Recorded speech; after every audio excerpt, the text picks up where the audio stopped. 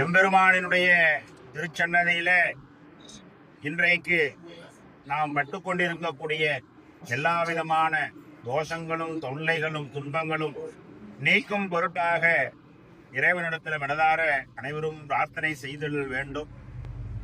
இந்த குடும்ப ஒற்றுமை அப்படிங்கிறது நம்ம க்ஷேமமாக கணவன் மனைவியோடு குழந்தைகளோடு ஒற்றுமையாக இருந்துடல் வேண்டும் அப்படிங்கிற பிரார்த்தனையை வைத்துக் கொள்ள வேண்டும்.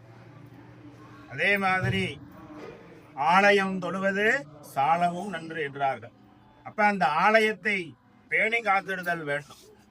இன்றைக்கு பார்த்தோம்னா நிறைய புதிய புதிய ஜோதிடர்கள் எல்லாம் எப்பொழுதுமே இல்லாத பரிகாரம், இது வரைக்கும் யாரும் சொல்லாத பரிகாரத்தை எல்லாம் புதுசா சொல்லி புதிதாக விளக்கேற்ற வைக்கிறார். விளக்கேற்றுவதனுடைய தாற்பயத்தை எல்லாரும் தெரிந்து கொள்ள வேண்டும்.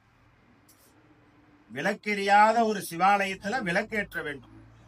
நாம விளக்கேற்றணும் அப்படின்னு வந்துட்டோம்னா சுவாமி சன்னதியில கொண்டுட்டு வந்து அந்த எரிந்து கொண்டு இருக்கக்கூடிய விளக்குக்கு அர்ச்சகரனுடைய உதவியோடு அந்த தீபத்துல எண்ணெயை ஊத்துங்க அப்படின்னு அந்த நம்ம எண்ணெய் அந்த சுவாமிக்கு பக்கத்துல எரியிற சன்னதிக்கு அந்த விளக்குக்கு போயிடுச்சுன்னா அதுதான் 100% சரியான தீபம் ஏற்றுதல் பலன்.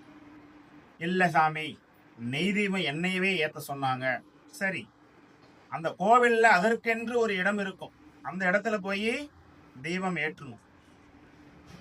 இன்னும் ஒரு சிலர் தீபத்தை ஏற்றி தீபாராதனையிலிருந்து நெய்வேதி வரைக்கும் எல்லாருமே அவங்களே பண்ணிவிடுவாங்க, எங்களுக்கு வேலையே இருக்காதாட்டு. அந்த மாதிரி எல்லாம் காட்டக்கூடாது. நம்ம தீபம் ஏற்றுறோம்னா அந்த இடத்துக்கு உண்டான இடத்துல போய் தீபம் ஏற்றிடணும். ஒன்று. அடுத்தது, எலுமிச்சம் பழத்தை அறுத்து அப்படியே அந்த அம்மன் சன்னதி முன்னாடியே புளிஞ்சு விட்டு அதில் ஒரு 5-6 பேராவது வலிக்கு விடணும். அது ஒரு பரிகாரம். அடுத்தது, பாகற்காயில தீபம் ஏற்ற சொல்லி ஒரு பரிகாரம் வந்து.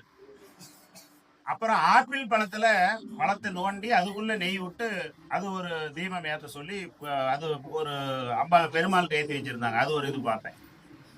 அப்புறம் நவதானியங்கள், உளுந்து, நெல், இதெல்லாம் அந்த தீபம் இதுல சுத்தியும் கொட்டி வச்சு அது மேல வெத்தலைய பரப்பி அது மேல ஒரு தீபம். சரி, தீபம் ஏத்திட்டீங்க.